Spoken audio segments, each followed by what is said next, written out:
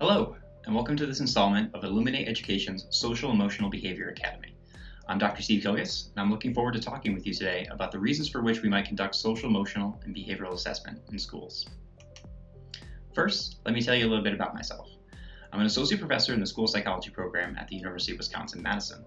I'm also co-developer of several tools within the FastBridge Learning Suite, including the Social, Academic, and Emotional Behavior Risk Screener, or the SABRS, and Direct Behavior Ratings, or DBR.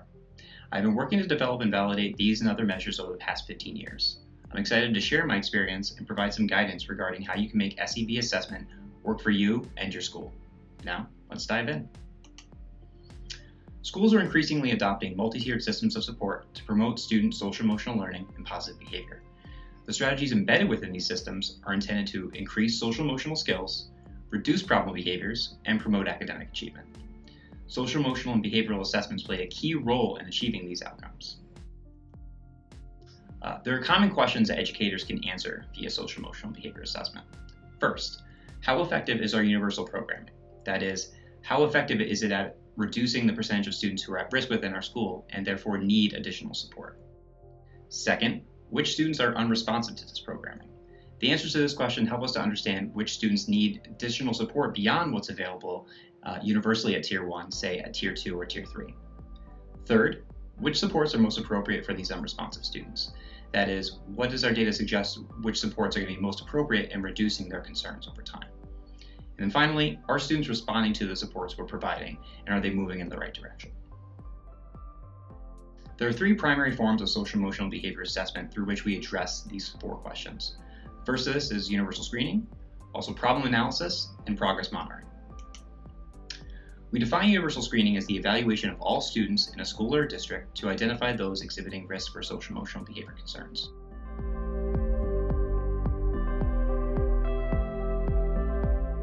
There are a few functions of screening or reasons why we might conduct it. The first is to evaluate the effectiveness of universal programming. We can consider the base rates or prevalence of risk across the school as well as within each grade and classroom. We can look at risk at any given time point. We can also look at how it changes over time across repeated screenings to determine if our universal programming is having its intended effect. That is, to reduce the number of students exhibiting social, emotional, and behavior concerns. A second function of universal screening is to identify students who are unresponsive to this programming, and as I mentioned before, therefore required additional support, say at Tier 2 or Tier 3. Finally, an additional function of universal screening is to select appropriate supports for students in need. That is, the type of supports are most aligned with their particular needs. Now, universal screening isn't perfect at this. It gives us a little bit of information on the type of supports that students require, but it doesn't tell us all we need to know. To do that, we have to turn to problem analysis, which we will in a few minutes. When we conduct universal screening during a school year can vary from school to school. Some schools just screen once per year, say in the fall, to identify students who need additional support. Other schools do it twice per year, say in the fall and in the spring. Finally, some other schools do it 3 times per year, in fall, winter, and spring, to evaluate how students are growing over time, but then also to give us an understanding of who might be newly at risk at each time point and therefore need additional supports. Who does this can also vary from school to school. Some schools have teachers complete universal screening tools to give us an understanding about how all the students in the classroom are doing. Some schools have parents complete this measure about their kids so that each parent would complete a measure for each of their children. And then finally, we have students who can complete the screenings about him or herself to give us an understanding about how they're doing and how they perceive their own functioning. What we screen for can also vary. Some schools just screen for problem behaviors. Other schools look specifically about how students are developing their social emotional learning skills. And then finally, other schools look at more indicators of well-being, like happiness and life satisfaction. Some screeners do just one of these, some screeners do all of them. It just depends on which screener is appropriate for a school and what they happen to be using. Speaking of tools, there are a number of different screening tools out there that have been developed and validated. Some examples are here, including the BAS-3 BESS, the Strengths and Difficulty Questionnaire, the SDQ, the Student Risk Screening Scale, Internalizing and Externalizing, or the SRSS-IE, the Devereaux Student Strengths Assessment, the DESA Mini, the Social Emotional Health Survey, and then finally the SABRS, as I mentioned before. Okay, now we talked about universal screening, let's talk about progress monitoring. The purpose of progress monitoring is to conduct repeated assessments over time to evaluate how a student's skills or behaviors are changing in response to an intervention. The goal is to determine if the student is actually responding to the supports in the intended manner. The nice thing about this is it informs the previous question I mentioned of selecting appropriate supports for student in need, because it gives some understanding about the intensity of a student's concerns, as well as telling us if they're responding to an intervention that's matched to that intensity.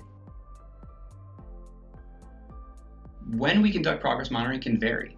We can conduct it weekly, or we can even do it even daily within each week. It really depends on the target and how variable that target is. Some behavior is inherently variable, like disruptive behavior, that can change from day to day or even within a day. So we have to conduct progress monitoring and data collection for that much more often. Other behaviors or skills change much more gradually, like different social emotional skills. So for those, we have to conduct progress monitoring much more periodically, say once per week. Who completes this? Like universal screening, can vary. The teachers can do it, the students can do it, the parents can do it. It depends on what we're looking at. Some social emotional skills are very internal, and we would have to turn to the students to give us an understanding of what's happening inside them. Other things are more external, like disruptive behavior. It can be easily seen by a parent or a teacher. And really, which skills or behaviors we choose to select and monitor over time really depends on the student and what their referral concern is. For some students, it might just be problem behavior that's most concerned to us. For other students, we might be interested in tracking their social emotional skills. It really depends on each student and their particular needs. Like universal screening, there are a number of progress monitoring tools that have been created to date. A number of these are systematic direct observation tools that require a third-party observer to come into a setting, say the classroom, and conduct a systematic direct observation of that student. There are also brief behavior rating scales, very brief scales, say from anywhere from 1 to 10 items, that can quickly be completed for a student without requiring much time. There are daily progress reports, which are typically completed as part of a check-in, check-out intervention strategy, and give us some indication of the extent to which a student is meeting behavioral expectations within school days. And then finally, there are direct behavior ratings, or DBRs, which typically require a small number of specific ratings tied to operationally defined behaviors that a teacher would complete about a student across a school day or within certain activities within that school day. Okay, we talked about universal screening, we talked about progress monitoring, let's talk about problem analysis. Problem analysis involves the use of assessments to determine the nature of a student's unique needs. The goal of this is to inform the selection of appropriate supports for a student based upon the needs that they're presenting. So the goal is, if we better understand what the student's concerns are, we can better match them to an intervention that's aligned with those concerns.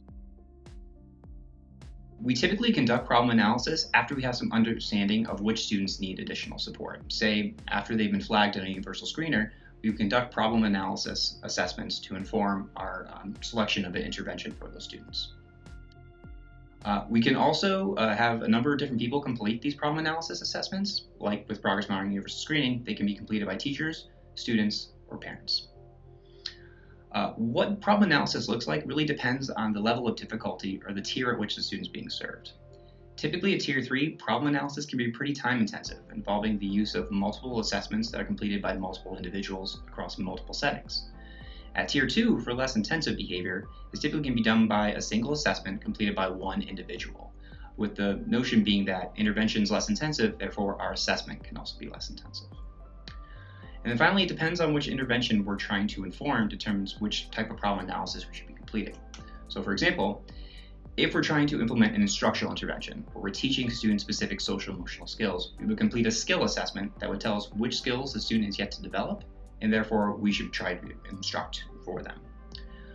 If the student is displaying problem behavior that we're trying to decrease, we would complete a different functional behavior assessment that would tell us what is the function of that student behavior, that is, why are they engaging in that behavior, so we can more specifically reinforce that behavior, while more appropriate behaviors, that is, while removing reinforcement for problem behaviors. Now, there's some key considerations for each of these types of assessment that we should be considering in determining which assessment we should be adopting within our schools. When it comes to universal screening, problem analysis, or progress monitoring, we should see evidence of reliability and validity of those scores in predicting not only their key constructs, but also relevant educational outcomes, say like attendance, grades, office discipline referrals. There's also additional evidence we should be looking for depending on type of assessment in question. So for universal screening, a key consideration is diagnostic accuracy, or the extent to which that measures reliably differentiating at-risk students from not at-risk students. It really is the most important form of evidence we can have for universal screening because it tells us, is this measure really doing its job as a universal screener? For progress monitoring, we want evidence of sensitivity to change. That is, does the measure accurately capture change in a student's behavior or skills in response to an intervention? If it's not able to do so, we really aren't able to determine whether or not our intervention programming is effective. Finally, for problem analysis, we would look for evidence of treatment utility. That is, evidence that suggests the use of this assessment actually leads to more effective intervention because it's doing a good job of telling us which interventions are appropriate and which are not. Finally, for universal screeners, for progress monitors, and problem analysis, we should see some additional characteristics, such as usability. All these measures should be easy to use, understandable, acceptable, and not take that much time or effort to complete. There should also be some contextual appropriateness, in the sense that the measure fits within our multi-tiered systems of support, it's aligned with our school needs, and it gives us the type of information that we want. And finally, all these measures should demonstrate fairness and freedom from bias, in the sense that the way we would interpret it and use the data is unlikely to be biased by student race and ethnicity, gender, socioeconomic status. When taken together, the goal of universal screening, progress monitoring, and problem analysis is to promote our social, emotional, and behavioral outcomes of our students by enhancing the quality of our social, emotional, and behavioral programming. Thanks for joining me today. I hope that you've learned what will be helpful as you work to support both the academic and social, emotional, behavior needs of students. Illuminate Education offers many other resources, including more videos, white papers, and playbooks to help you better build your knowledge of social, emotional, behavior competencies. They also offer tools so you can assess students' social, emotional, behavioral skills alongside their academic skills. I invite you to visit the Illuminate website to learn more and to find more installments of the Social, Emotional, Behavior Academy. Thanks.